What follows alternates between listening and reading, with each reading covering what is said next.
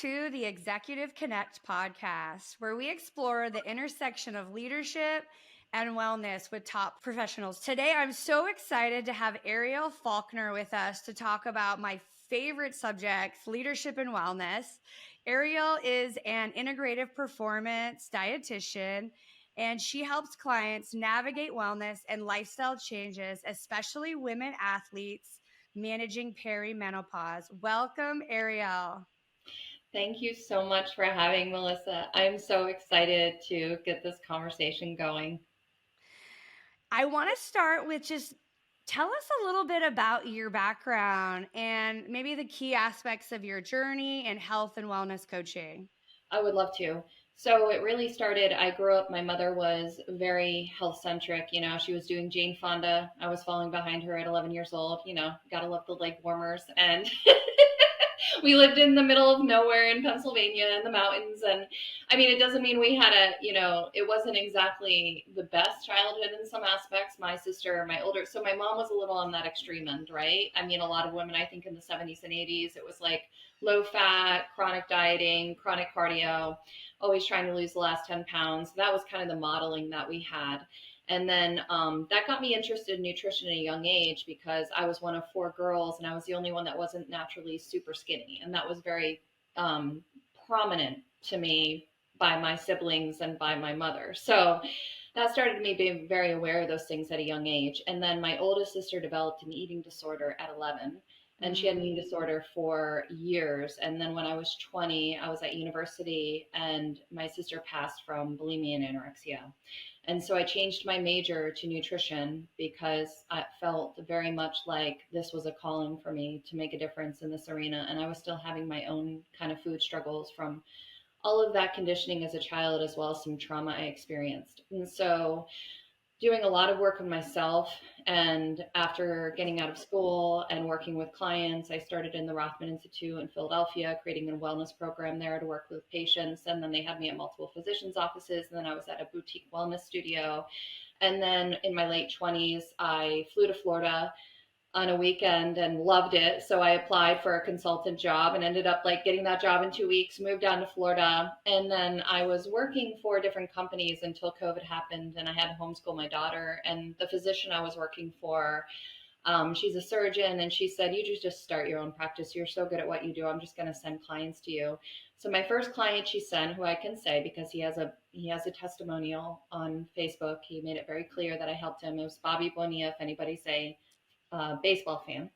And he was supposed to get gastric bypass, but we took 150 pounds off in 6 months, and he never needed to get gastric bypass. And then, of course, then the word spread and became kind of my thriving private practice, really focusing on weight loss and weight management. But it's kind of funny because it was a double-edged sword because people saw his success and then everybody wanted it yesterday, right? So they thought that there was some kind of magic bullet, but what they don't realize is something that athletes and executives have in common is showing up consistently day after day and doing the work. And with anything you want to achieve that's great in life, you have to do that. And having such a variety of clients, so many different experiences over the years. I was recently working just with perimenopause and menopausal women who are active, 35 and older, experiencing all kinds of symptoms related to perimenopause and menopause, and through nutrition, training, mindset, habit, behavior change, and really getting them more into that parasympathetic state, we're able to mitigate a lot of those symptoms and almost turn the lights back on, recharge the batteries. Because a lot of the things that we accept as just the natural decline of aging are not. So resting metabolism does not decrease until you're in your 70s if you do the right thing. So we can't blame our metabolism. Our energy should be steady until we're in our 70s. We should feel good. We should wake up in the morning and be excited and happy. And am I saying that estrogen doesn't impact, brain function and mood? It absolutely does. But we have a lot of power in our ability to impact how much it affects our ability to, have executive performance, cognitive abilities, mood, sleep. And what I see most women get into the habit of, especially if they're under a lot of stress, is everybody's worried about their weight, right? They're all trying to control their weight. So maybe they're gaining a little weight because they're hormonal shifts. So they start skipping breakfast, or they go on the latest fasting trend. And then they have this low calorie salad. And like you were saying, with all this high fat, dressing with God knows how many chemicals. Then they've only had 300 calories, and they get home in the evening and they're so burned out and stressed out. They have a bottle of wine, then they sleep like shit. And then they're like, they get up and they repeat the cycle all over again. And that just continues to compound. And it doesn't have to be that way. And really, when we shift our approach to transforming our health from a place of self-care and self-compassion, and truly a heart versus a head-centered space, it's incredible what we can achieve and how our body responds, and then how we can show up for everybody in the world. Because how we vibrate, what are the frequency we carry, is what we attract. And so if we want to be high energy, successful, and have love and light in our life, then that's what we need to also be giving to ourselves. And that's the other thing, is women are so often, people pleasers, and putting themselves on the back and going, oh, I'm going to take care of you. And they don't know how to say no. And we actually can't be our best for others until we're our best for ourselves. And that goes with everything. Yeah, so true. It's I always say, like, the flight attendant says it best. You got to help yourself before you can help others, right? And it definitely goes back to what you were saying. I want to kind of talk a little bit about what you were saying specifically to the women that are, over 35, looking at hormonal imbalance, and really talked about how the impact of, like you were saying, not eating correctly, not managing their emotions correctly, how that affects them in every day, like not only like their physical body, but actually their performance in their job, or just showing up in their life as a mom. So I want to kind of unpack that a little bit more. If you could share some more thoughts about that. Absolutely. So, one of the biggest mistakes I see is women not eating enough or eating erratically. So, symptoms of menopause like brain fog, hot flashes, low energy, they are exacerbated when we're in a fasting state. So, I know fasting is one of those, it's a trend, right? But that's one of the worst things we can do, because when our body perceives a lack of fuel coming in, then we're increasing cortisol, and cortisol counters estrogen. So we're already having these fluctuating estrogen levels, and now we've got cortisol rising. Now our estrogen is even lower, which is causing even more issues and even more propensity for increased fat gain and decreased metabolism and metabolic rate, as well as mood issues, brain fog, and hot flashes as well. So we want to be prioritizing eating. And nobody's really talking about that, especially in this new light of all these weight loss drugs. But we need to fuel the body and fuel the metabolism. So getting up in the morning and having a solid breakfast, I know, having a breakfast within an hour of waking up, making sure you have 30 to 40 grams of high quality protein. And then I'd say about every 4 hours throughout the day, either having another meal or a snack based around quality protein, fruits, vegetables, healthy fats.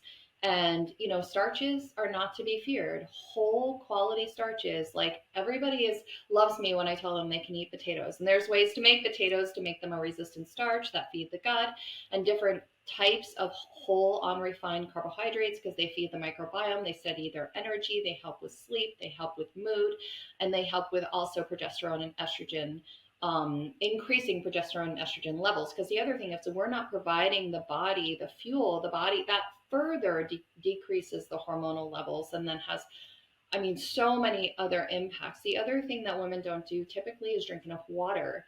And people don't think of this, but water is really a nutrient. And if you're not getting just 3 to 4% of dehydration, has significant impact on your ability to think clearly. That alone will cause brain fog. I've had women just start their day with a large glass of water with some trace minerals and a little bit of lemon juice and a pinch of sea salt, and they're like, oh my gosh, I'm not feeling like I'm going to crash at 3 p.m. The other mistake women make is caffeine. So caffeine has a 6-hour half-life. So if you're sitting there and you're dragging through the day because you're not eating properly, you're not sleeping, you're not getting enough protein, you're not getting enough antioxidants, your gut health is a mess, and then you're grabbing coffee at 3 p.m., you're laying in bed going, why can't I sleep? It's 11 o'clock at night because that caffeine is still coursing through your system. And the thing about it is that 10 p.m. to 12 a.m. window is so critical, because that is equivalent, the 2 hours before midnight to get that sleep is equivalent to 4 hours. So when you get the 2 hours after midnight, if you get that 2 hours before midnight, you're getting equivalent of 4 hours after midnight. And that quality deep sleep is when the brain basically pressure washes, right? And so if we're not getting that deep sleep, we're not pressure washing our brain. And then that again leads to migraines, headaches, brain fog, low energy, low mood. And as much as we can know information, we all know intuitively we don't act as what we know, we act in how we feel.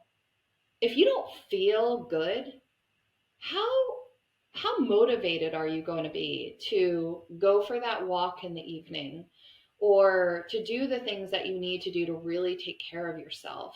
I mean, we women, as we know, we go through that PMS stage where sometimes 1 week out of the month we're like, what the hell, who is this person? Mood changes so much. It's like you actually have to fight yourself to do the things you know you need to do to take care of yourself.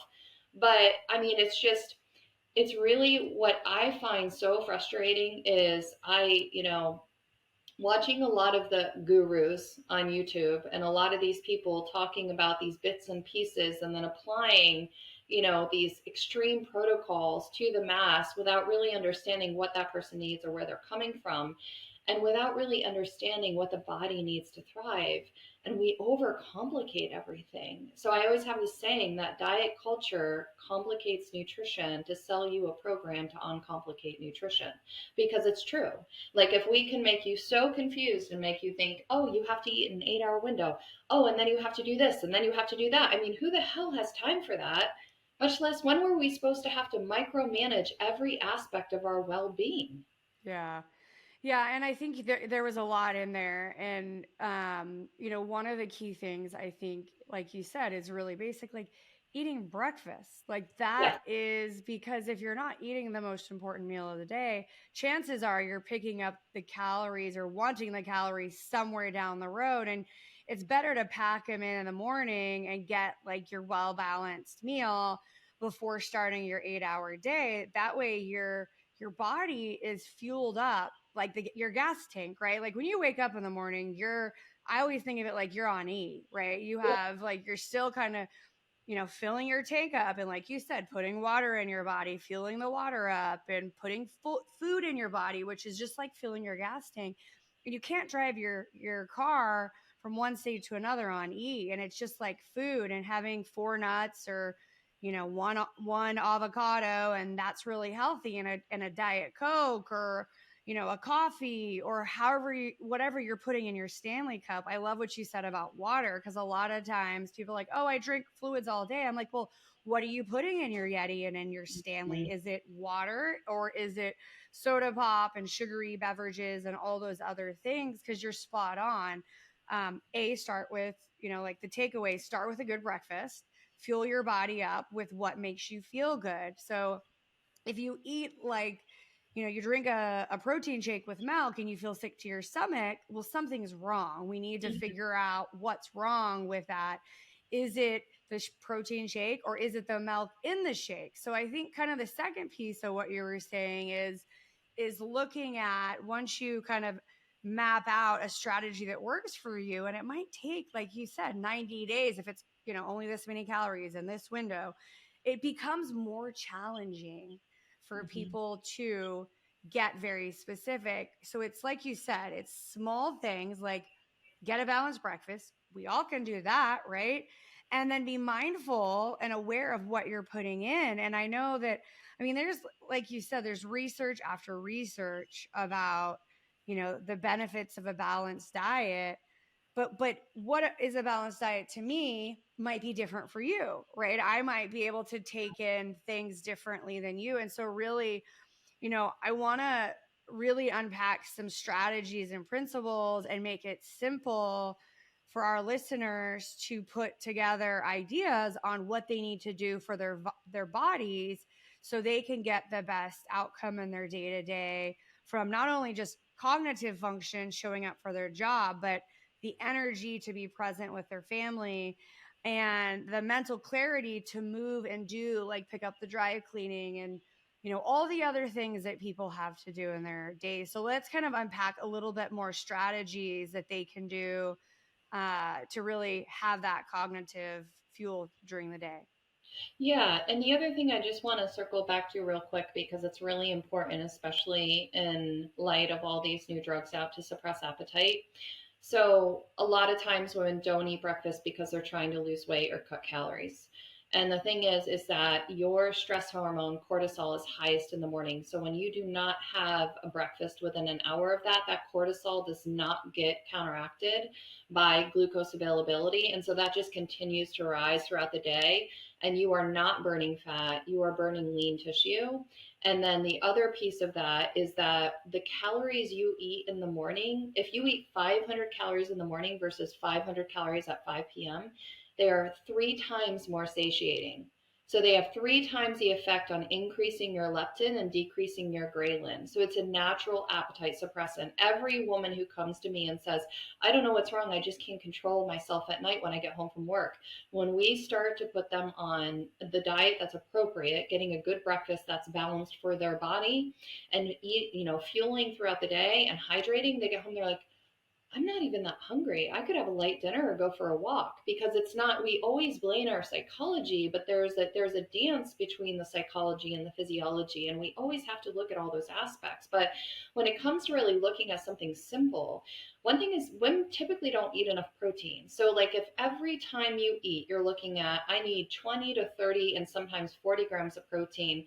It's very simple. We're looking at a palm portion of protein. We're looking at a cup of Greek yogurt, a cup of cottage cheese, 4 to 6 ounces of chicken, 4 to 6 ounces of lean meat, tuna fish, all those eggs. Eggs are wonderful. All of those are lean protein sources. Then, no, we don't just want to eat protein. We need to balance that with some carbohydrates. So we're talking about unrefined whole food carbohydrates. And this does not mean you can't eat bread. Just buy like sprouted bread or Dave's Killer bread or sourdough bread that's been naturally fermented. So like it's a quality bread without a bunch of crap in it. Or make some potatoes and sweet potatoes and roast them up the night before, throw them in the fridge, and then pull them out the next day and either reheat them or eat them cold. A half cup to a cup of potatoes, one of the most satiating foods. It creates resistant starch, which feeds that beneficial bacteria in the gut. And it's like getting the small glucose drip throughout the day. And all of a sudden, when you have that meal, you're walking through the office and those cookies and things do not look good because your body feels so good, because you're fueling your body. Then the other piece is we really need those antioxidants. I mean, I know we hear it all the time, fruits and vegetables, but the latest research shows that the higher your intake of all of these beautiful polyphenols and anthocyanins and fruits and vegetables and antioxidants, and those are all kind of like the different rich colors and the diversity, the higher the intake, the lower the rate of your decline in mental function. It's like feeding and nourishing the brain when we're eating those foods. And there is a gut brain axis. So you're also feeding and nourishing the gut. 95% of our serotonin is produced in the gut. And so what we always need to do is be thinking about, food cells become you cells. So how we're feeding ourselves are exactly how we're going to feel. And then healthy fats are also really, really important. So getting healthy fats from, unsaturated, polyunsaturated fats like omega-3.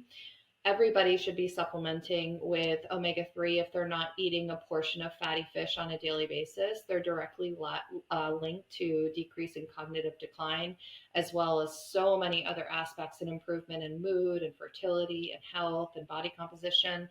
But then we want our other good quality plant fats, and animal fat is not something to be afraid of. And one thing I do want to say when it comes to dairy products is there's a lot of women that are like, oh, dairy is bad, I shouldn't eat dairy. It's the problem is that we've started to demonize foods like a blanket statement. And it's, yeah, do not eat Dannon Light and Fit. Please don't. But eat the White Mountain organic Bulgarian yogurt that's been fully fermented. So you're getting 90 billion beneficial bacteria in that.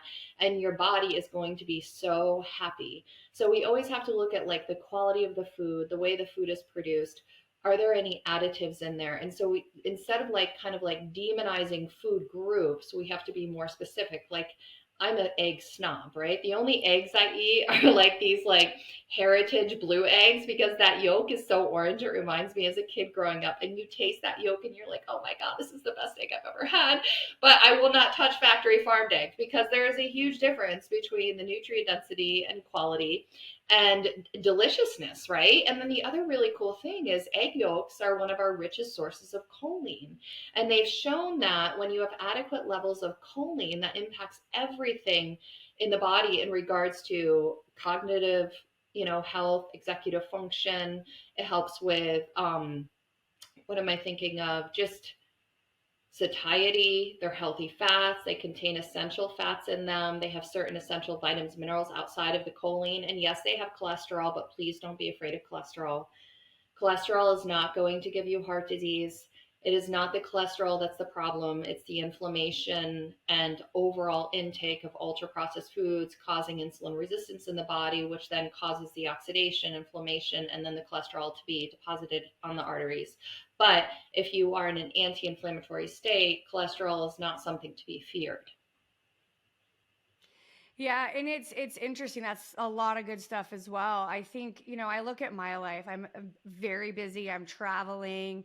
And a lot of times people ask me, Ariel, they're like, how do you integrate like nutrition and fitness and mental wellness? And how are you like checking and ticking all the boxes? And oftentimes my answer is, some days I'm skipping the gym or skipping my yoga and I'm running around an airport. And that Mm-hmm. is the, quote unquote check box for the day. And, other times I'm on a plane and I turn on music for, I don't know, 10 minutes of the plane ride and I just chill out. And, sometimes I'm eating, the wrong types of food. I'm eating, airport breakfasts that aren't always the greatest. And I'm eating, a waffle because it's quick and I go. And I think, the one thing I often tell people is, like every day doesn't have to be perfect, right? Yep. It just do what you can when you can. And then checks and balances reset, right? So then when I get back on a Friday night from my work trip, Saturday morning, I'm up, I'm doing my exercise, I'm eating a healthy breakfast, I'm taking the day on, and I may have had like one day that wasn't great, or 2 days, or 4 days that weren't great.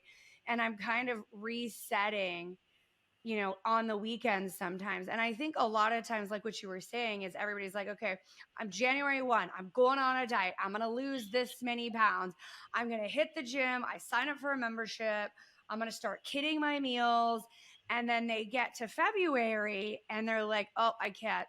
My son's having a birthday. I got to have the cake. I can't make it to the gym because I'm tired. And we have all these, like you said, excuses, or milk's bad, or meat's bad, or exercise is bad. And I think, the one thing that I know that's been pretty consistent for me in my life is, showing up in my life and my body where I'm at, right? Like Mm-hmm. I have to travel for work, I have to do these things. And so, when I decide to do those things, I try to make better choices.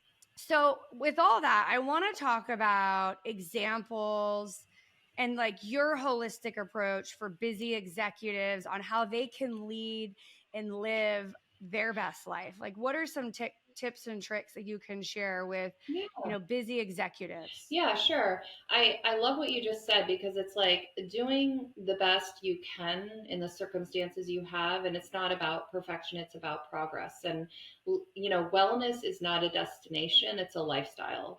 And so it's really about first asking yourself, what's your why and how do you want to feel, when you're looking at 5 years down the road, not 5 minutes, not 5 weeks, but 5 years down the road, how do you want to feel in your body?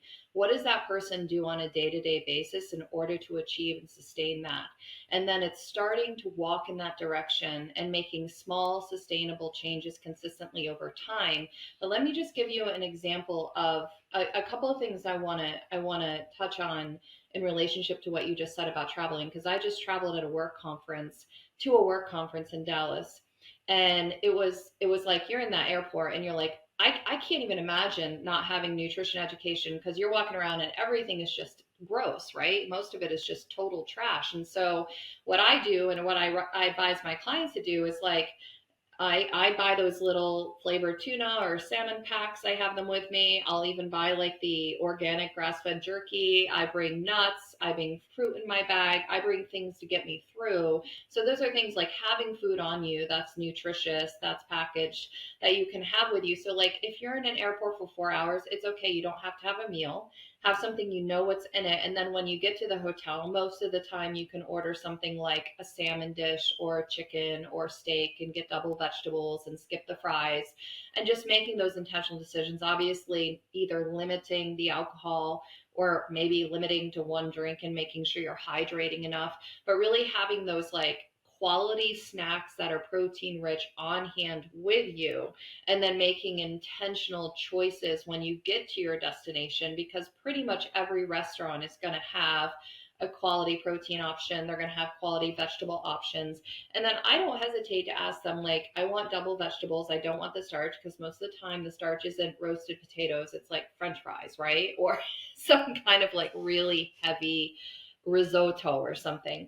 And then, so that's one of them. And the other thing is we've really compartmentalized the exercise piece, in the sense of people think that if I don't go to the gym, I'm not working out. And what's really sad about that is like, if you go out for a 30-minute walk at a good clip, you're getting 30 minutes of zone 2 exercise, and that's amazing. And you don't even have to do it all at once. You can go for 3 different 10-minute walks. So if you get up in the morning and you go for a 10-minute walk, then you catch your plane, then guess what? Instead of sitting there, let's walk around the airport and get some steps while I listen to a book or I listen to a podcast.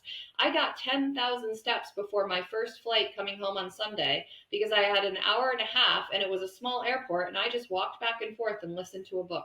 And I'm like, why am I going to sit down when I can be moving? What we need to stop doing is thinking about exercise as only kind of in the gym or only on a machine, because movement is exercise. It's all burning calories. It's all helping the body. The other thing I have clients do, especially business people who are really, really busy throughout the day. And in fact, one of my clients has her whole company doing this. I thought it was hilarious, but every 30 minutes, if you do 10 body weight squats out of your chair, it is equivalent to walking 30 minutes a day on your metabolic parameters. So I think everybody can do 10 body weight squats every 30 minutes while they're sitting at their chair. And I say, even in the beginning, you can set your little timer on your phone and it gets your energy up. And she said they started doing it, the whole company started doing it, and everybody's feeling better. I thought that was so cool. But we are overcomplicating these things, right? So have lunch, go for a 10-minute walk.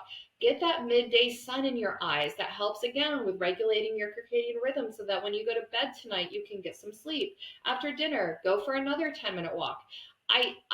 We are all busy, and I have yet to meet somebody who is too busy to take a 5 or 10-minute walk at a time after a meal or throughout the day. Most of the time. Oh, and then I loved what you said about closing your eyes. That's the other thing I do. I throw in a Joe Dispenza meditation when I get on the plane.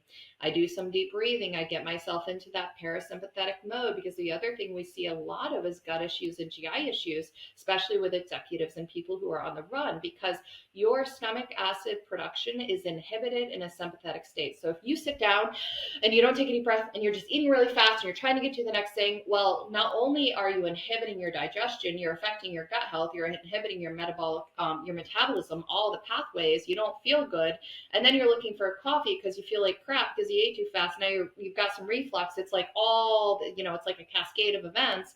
Where if you just put your hand on your heart and you take a few deep breaths, now you're in that parasympathetic mode. Now you can digest your food.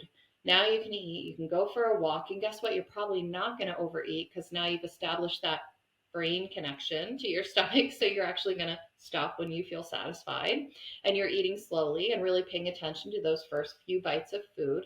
And all change happens in the present moment. So when people say, oh, I want it in this much time, it's like, well, 8 weeks is going to come, but guess what? If you practice who you want to be in 8 weeks, if you practice that now, and if every time you make a decision around food or movement or meditation or mindset, if every time you make that decision, is the action I'm about to take now in alignment with the future self that I want to become, and that answer is no, then maybe you need to make a different decision. Or ask yourself, it's like we're Yeah. constantly living in the future and living in the past, but the present moment was where all the power is.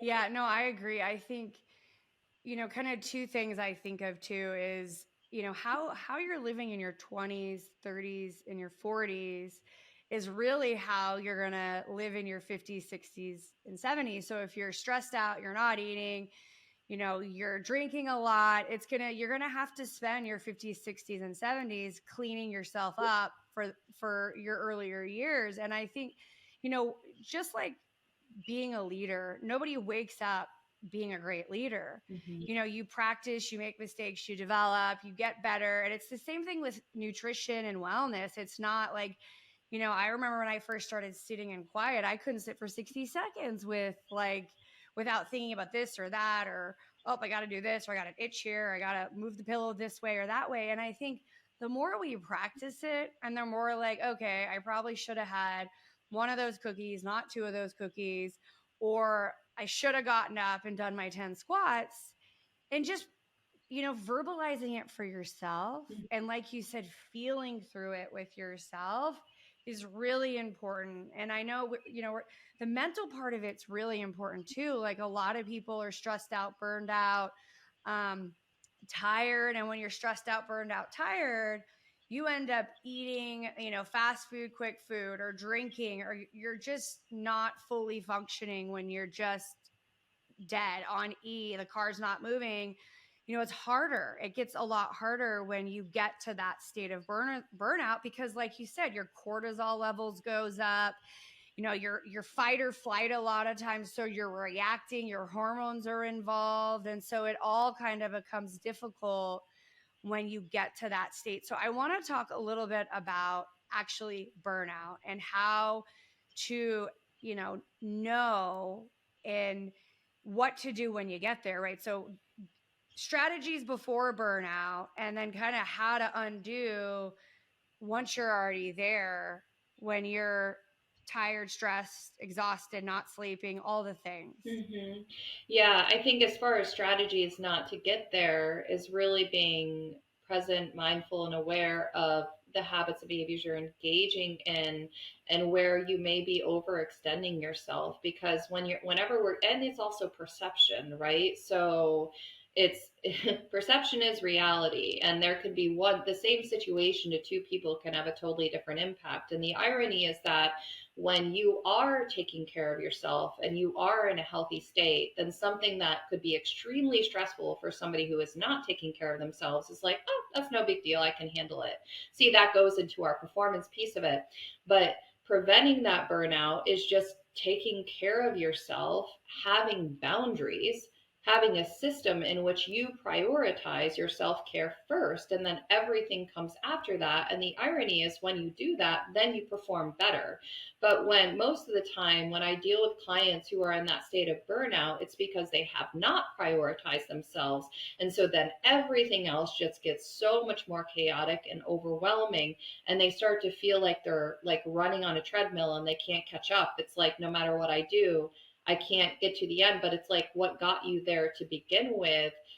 Well, that's what you have to do a little digging on. It's like, did you overcommit to things? Did you not have boundaries? Are you a people pleaser? Are you taking on projects at work that aren't your responsibility? I mean, there's so many aspects to this. And again, this is like, each person is like their own little puzzle box. But the bottom line is, what people perceive as needing to put more energy in, like this, like, oh my God, I just don't have the time. I can't make the time to, if you can't make the time to exercise, then you can look for ways of implementing movement throughout the day until it's important enough to you, because you start to feel so much better, to schedule that time in your day. I mean, I worked with Dr. Rothman at Rothman Institute. I was his dietitian, like his primary dietitian, and this man did 3 times the orthopedic surgeries of any other orthopedic surgeon. He ran it. He had like 30 books he had written. Was he ever, believe it or not, he was never really stressed. And he also got up every morning and ran 6 miles and weight trained. And he was like, this is non-negotiable. Taking care of my body and eating healthy is not an option. And it's when people make it an option that then they can't manage the daily stressors of life. And when the littlest thing then can become it's catastrophic because your body is so whacked out at that point. Your tipping point is a lot lower. I know even though exercise and nutrition may take a little extra time, or you may have to maybe not watch TV or not be on social media or whatever it is that's eating up any of this free time, what it gives you is the resilience and the ability to do so much more. And, I mean, that's, Yes, I agree. I think it's like savings. It's like yes, your bank account. yeah. The more money you put into your savings account with interest on it over time, it grows, right? So the better you're at it in your 20s, 30s, and 40s, saving your money, eating right, getting your health right, the more the more money you're going to have if you're saving, and the more health you're going to have to do all the things you want to do. And I think kind of just thinking a little bit about what you were saying, I know a lot of times people are working in a very high stress environment at work. They have a lot of pressure. Maybe they don't get along with the people they work with. And I challenge you to think about how, after you leave your work, how are you showing up in your next phase of life, or how are you showing up for yourself, or what are you eating, what do you get off a tough call, it's noon, it's time for lunch, are you eating your pre-prepared lunch that you made the night before, or are you going in the pantry and going after your kids lunch snacks or something else? And so I challenge people to pay attention to how they're behaving as well with what they're choosing. Mhm. Um, and sometimes, like, I've been exercising my whole life. It's a part of my identity, it's a part of who I am. But there's days that I wake up that I'm not feeling at my best. And my best is to not exercise so my body can recoup and recover. And then tomorrow I could get back on it. But if I continue to drive my car without any gasoline in it, it's going to burn out, right? And it's the same thing with your health and wellness. And I think um you'll have more energy to deal with those difficult life challenges. The guy that cuts you off while you're driving, if you're in the right health space, which includes your physical health and your mental health, it's all in one. Mhm. And it all is one puzzle piece, like you were saying. It's connected. We're connected, right? And so I love kind of what you were saying about, um, how you're putting it together for yourself. And I think you're spot on with the gut brain connection. And I think more people need to practice what that means. Like for me, sometimes I get so focused on the day to day and all the tasks that I forget I'm not listening to my gut that tells me, like you said, that I'm full, or I don't need food, or I'm not that hungry. I don't need two tacos. I can have one. And so I think the only way to, and you tell me if I'm wrong, the only way to understand that is if we stop and pause and ask ourselves, are you full? Do you need something? Or are you just doing it because it's 5 o'clock and 5 o'clock says food? Right. Right, And right. so I think it kind of going with what you were saying a bit. Yeah, I mean, there's definitely like I kind of call it head hunger, right? It's like you're like, oh, I just want something to eat, but I'm not really hungry. You're just looking for food to relieve some kind of discomfort. Because whenever, whether it's food, drugs, alcohol, whatever it is, whenever we are reaching for anything like that, is because we want to feel better than where we are now. We're not comfortable. And we're trying to appease that in the fastest way possible. And one of those ways, neural pathways, that's been lit up by a lot of people, especially in a culture centered around ultra processed food and with food marketing constantly like, oh, have this, it'll, have the donut, have this. It's like this constant, like, this is going to make you feel better. And then that's the habit we develop. And so it really takes an intentional pause. And that's actually one of the things I do with my clients. It's called the pause button mentality. Put your hand on your heart, you pause, you say, okay, I know I really want that right now, but I'm going to give myself 10 minutes and then I'm going to make a decision if that's really in my best interest. And in that 10 minutes, I may what I call the 3 Ds, and that's decide, no, I'm not going to have that at this moment. Distance yourself from the food, distract yourself with something, because those cravings, they're like ocean waves, and even though they feel like they're never going to go away, they do pass. And every time we allow that to pass, we build that resilience. We are creating new neural pathways where now when we're starting to feel stressed and we're not hungry but we're looking something to feel better, maybe we end up stretching, or we do a meditation, or we look at the sun, or we call our kids, or we go on a walk, or we do something. That one of my clients got a puppy, and she was just like, it's like the most amazing thing. She said, I want to eat, and I just pick up my dog, and all of a sudden I forget about food, because that's what we want, right? We're just looking for that comfort, and it's just learned behaviors, and any learned behavior can shift if we're willing to look at it. But if we're continuing to numb it and try to escape from it by taking Ozempic or taking any kind of medication to numb our ability to communicate with our body, then you're still going to be there in that same situation a couple of years down the road, and way worse off because of all the negative impacts that's going to have on your physiology, your psychology, your lean mass, your bone density, your gut health. I could go on and on and on, but it's heartbreaking to me, because what should be a labor of love has become so fear based. Our relationship with food and movement should be something that we are in love with, not something that feels like another burden. Yeah, and you make another good point. I think it may popped into my head. A lot of times, we have to get that bad doctor report to take action. Mm-hmm. But we all know somebody who's had a bad doctor report or something very traumatic in their life. So I challenge you to think about that. What if that was you instead of your friend or your colleague or somebody you know? How would you handle your health at that point? Would you do something about it, wait for something? But we all know there's telltale signs with our body when things are not right, whether it's our weight or our skin or our hair or our stomachs bloated. There's telltale. Our body it leaves Oh, clues yeah. for everything we're doing. So it's up to you to listen to the clues that your body are giving you to do something about it. And like you said, you can't pay attention to the clues, if you're taking things to curb your appetite, or you're not managing your stress levels, or you're not sleeping, or any of these other things. So I think, just kind of in closing, I want to get kind of final thoughts or things we haven't covered from you that you want to share with our listeners before we close up. Yeah, I would say that and maybe I'm a little biased because I'm a dietitian and currently also doing training, but I mean, your health is everything, and your health is your foundation for everything. And I am also a very spiritual person, and I believe that this body was a divine gift, and it's my responsibility to take care of it.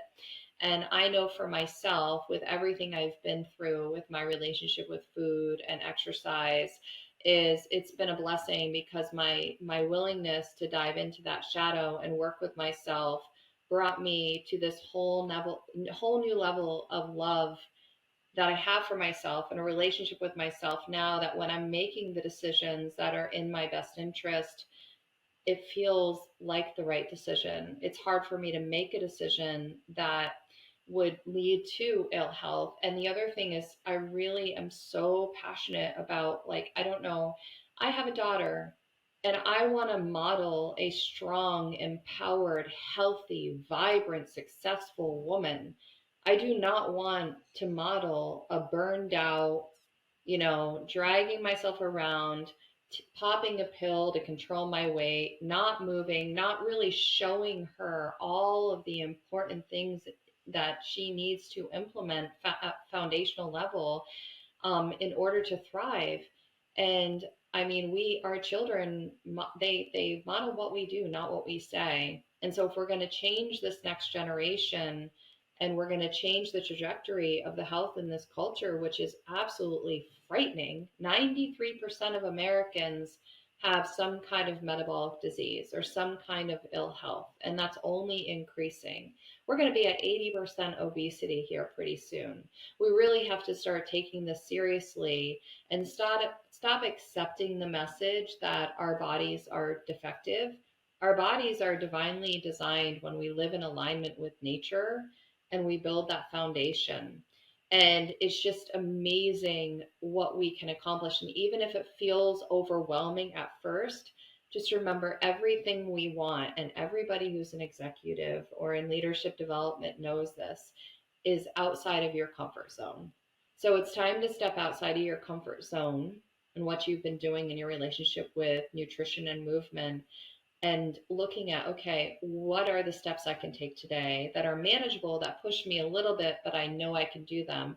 And then you build on that. And then again, staying in that present moment and not getting into that perfectionistic, like I loved what you said, not getting into that black and white mentality. It's like I tell clients, if you were on the highway speeding and you got pulled over, would you get back on the, and you got a ticket, would you get back on the highway and go, oh, well, I'm just going to see how many tickets I can get, right?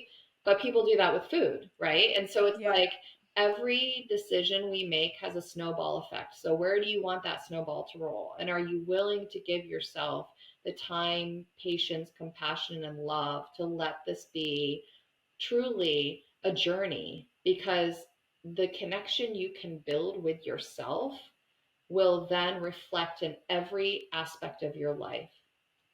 Yeah, I agree. I think thank you so much, Ariel, for being here today and sharing your Welcome. knowledge and wisdom. I loved the tips and tricks you sent and shared with our listeners. And please connect with her, follow her. She's has all kinds of information about health and wellness. And that's the Executive Connect podcast.